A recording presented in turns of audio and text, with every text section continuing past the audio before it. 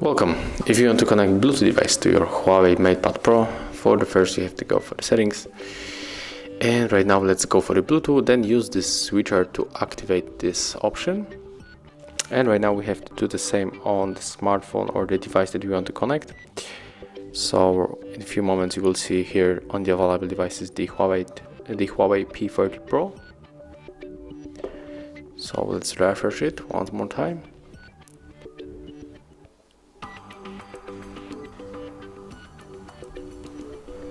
Okay, let's do this once again. And tap on the device that you want to connect.